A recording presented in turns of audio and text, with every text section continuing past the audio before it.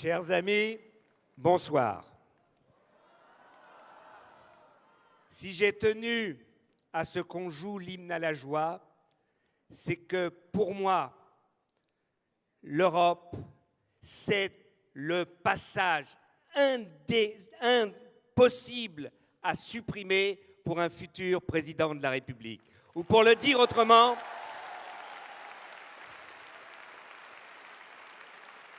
je vais vous le dire d'une manière un peu plus gentille. On dit que j'ai rallié Emmanuel Macron. Peut-être. Mais la vérité, c'est qu'après un débat qu'on a fait ensemble, organisé par Sylvie Goulard, c'est compris que c'est Emmanuel Macron qui m'a rallié sur l'Europe. Et ça a été déterminant pour moi. Et pourquoi l'Europe, c'est important? Pourquoi l'Europe, c'est le fond même de notre idée, de notre identité politique? Eh bien, je vais vous le dire, c'est très simple. Je suis né en 1945. J'ai été conçu à la première possibilité biologique par mes parents après le débarquement en Normandie, après le débarquement des Américains, des Anglais, des Français, des Canadiens, pour sauver l'Europe. C'est là.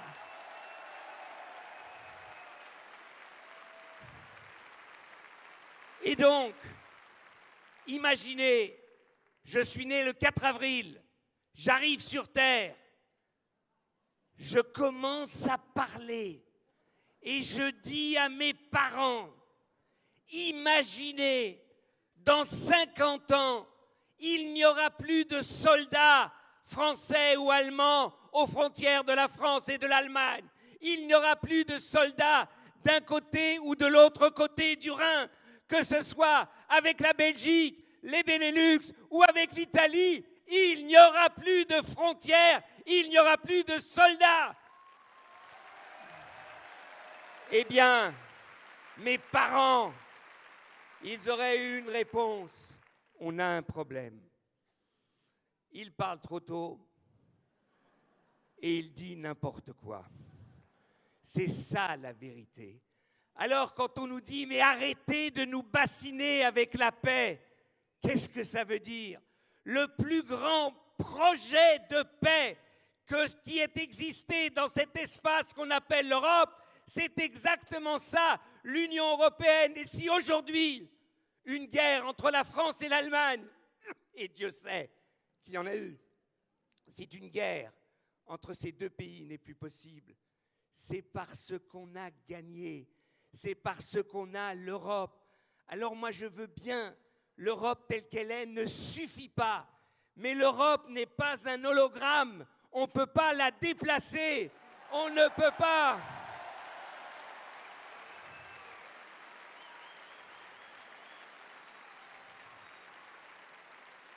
L'Europe, c'est ce que nous devons défendre.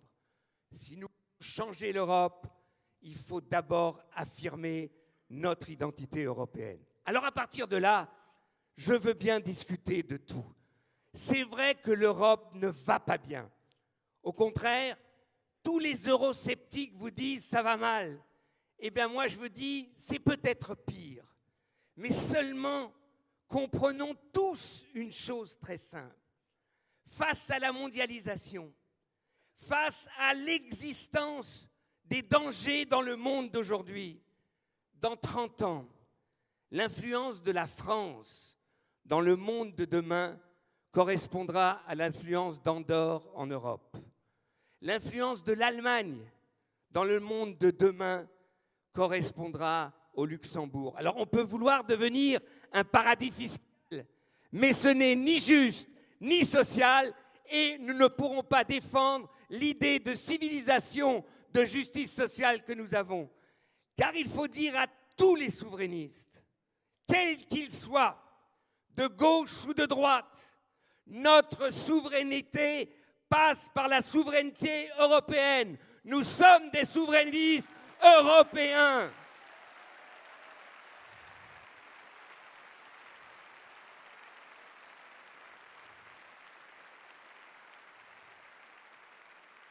Car, ne nous leurrons pas, dans le monde d'aujourd'hui, nous avons besoin d'autre chose que de simplement de croire que c'est en nous rétrécissant, en revenant en arrière, qu'on arrivera à nous défendre. Donc, proposons pour l'Europe, allons-y, allons-y. Oui, il faut une communauté européenne de défense et de sécurité et de protection civile. Oui, nous en avons besoin. Vous savez combien il y a de militaires en uniforme en Europe aujourd'hui? Plus de 2 millions. Pourquoi faire? Capable de faire quoi? L'on a vu dans les conflits. Oui, demain, la défense des Européens doit être l'œuvre d'une armée européenne qui soit contrôlée démocratiquement par les Européens.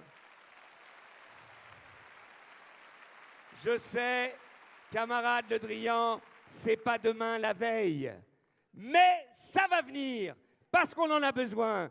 Et donc, quand on parle de l'Europe, il ne faut pas simplement parler du passé, mais se projeter dans l'avenir.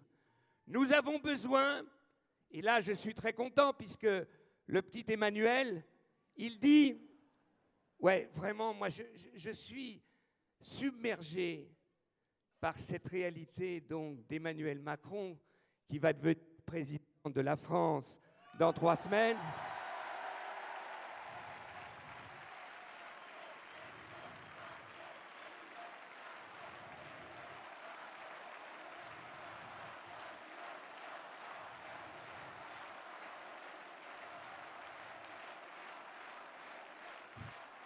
Je suis submergé par le fait que ce jeune homme, en 2 ans, ait réussi avec vous, et pas lui tout seul, à bouleverser le paysage politique en France. Nous rentrons dans une nouvelle ère politique.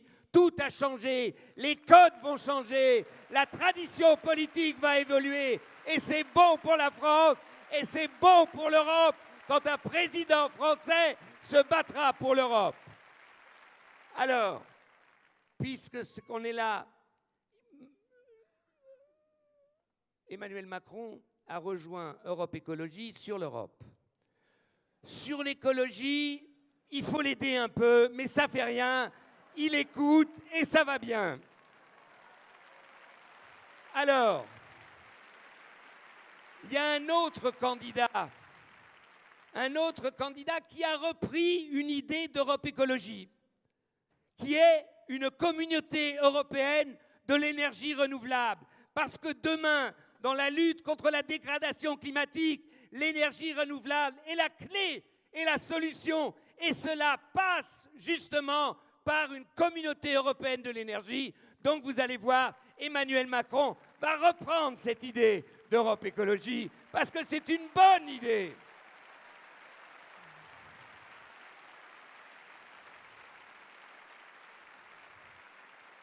Et puisqu'on est là, puisqu'on est à Nantes, où il y a une forte identité régionale, oui, l'Europe aussi, c'est la défense de l'identité des régions. Les régions se reconnaissent dans l'Europe.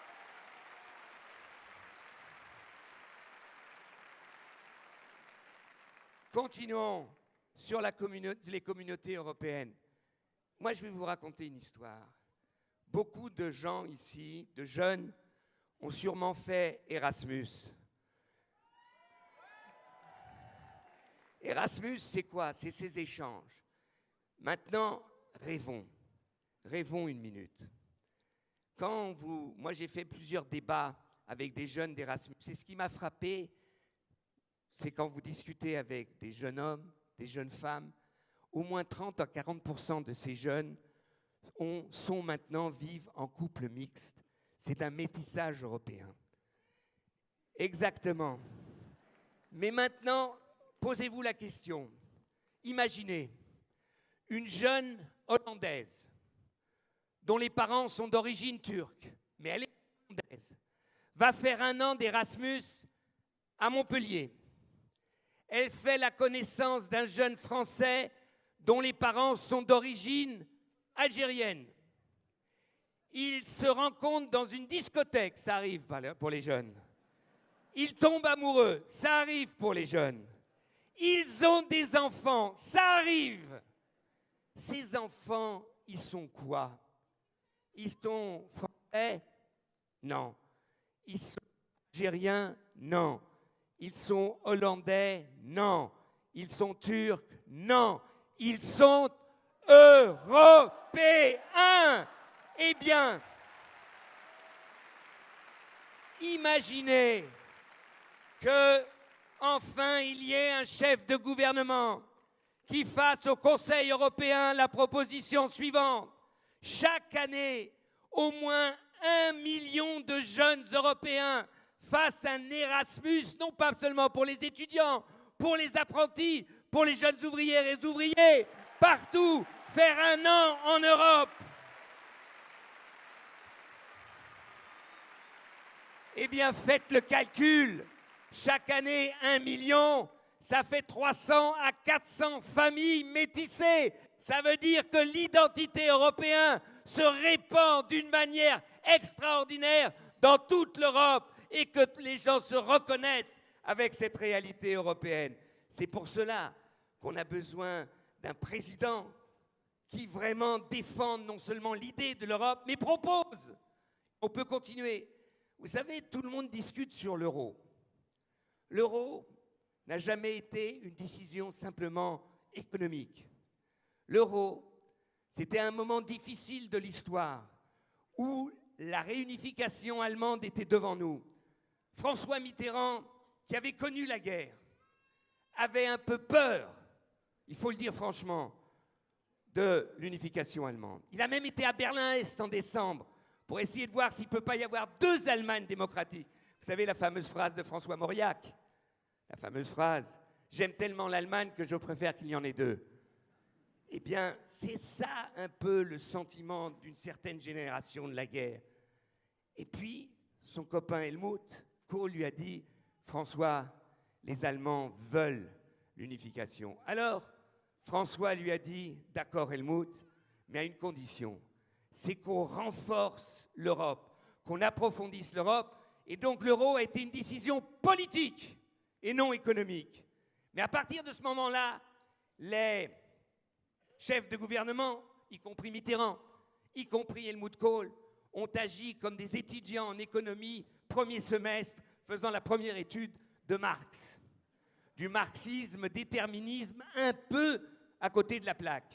Ils se sont dit, on fait l'euro, on met la base financière et économique et l'Europe politique suivra automatiquement. Retournez-vous, rien n'a suivi.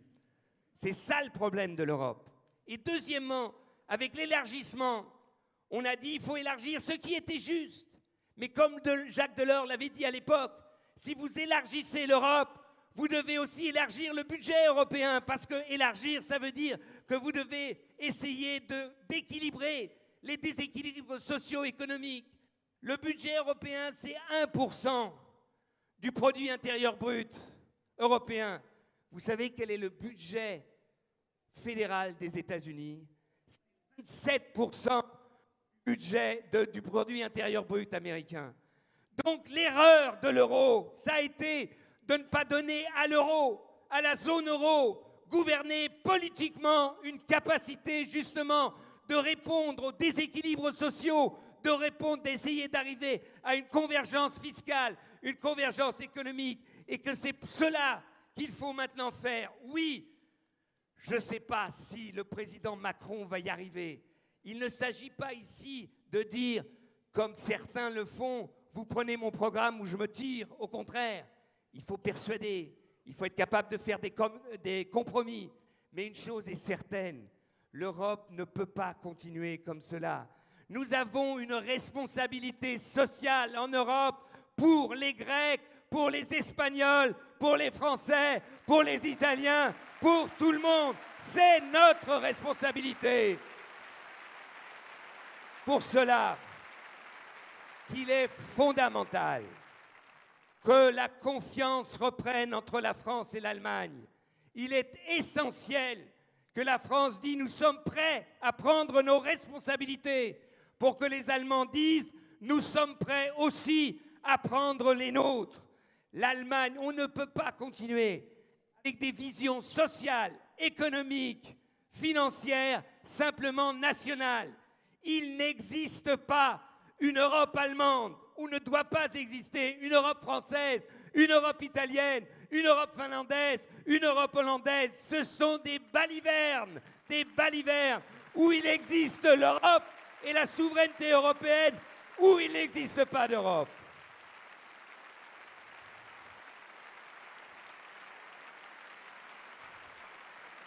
Alors, si vous regardez les conflits dans le monde, si vous regardez ce qui se passe, la barbarie en Syrie, si vous regardez ce qui se passe en Libye, si vous regardez ce qui se passe aujourd'hui au Moyen-Orient, avec ces deux peuples qui s'affrontent sans perspective, eh bien je suis persuadé que si demain nous voulons jouer notre rôle de paix dans le monde, nous devons le faire par et avec l'Europe et non pas simplement penser par et simplement la France ou l'Allemagne ou l'Italie.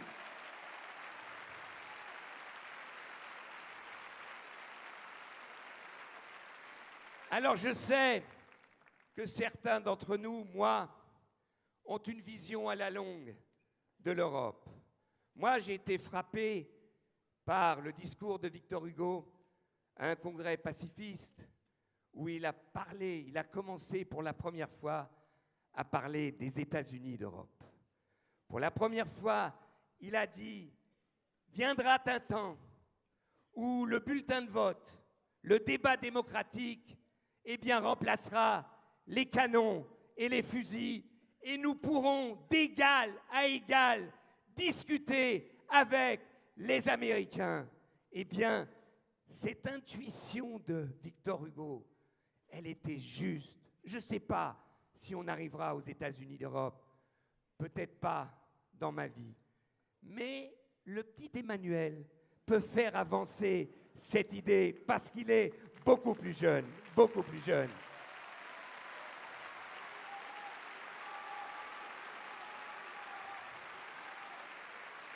Et vous savez, et je vais en finir par là, ne vous laissez pas avoir. L'optimisme, ce n'est pas de détruire, de vouloir détruire l'Europe. L'optimisme, c'est que nous sommes capables, nous Européens, pas simplement nous Français, nous sommes capables d'avancer dans ce rêve. Et comme il y a 70 ans, il était inimaginable ce qu'était l'Europe, eh bien, nous devons imaginer ce que peut être l'Europe dans 50 ou 60 ans. Et ceux qui me disent « Mais regarde, Dany, ça n'avance pas ton Europe », je dis « D'accord, d'accord, c'est difficile. Alors on est français. Quel est le grand moment d'identification de la nation française ? 1789, la Révolution française, la Déclaration universelle des droits de l'homme.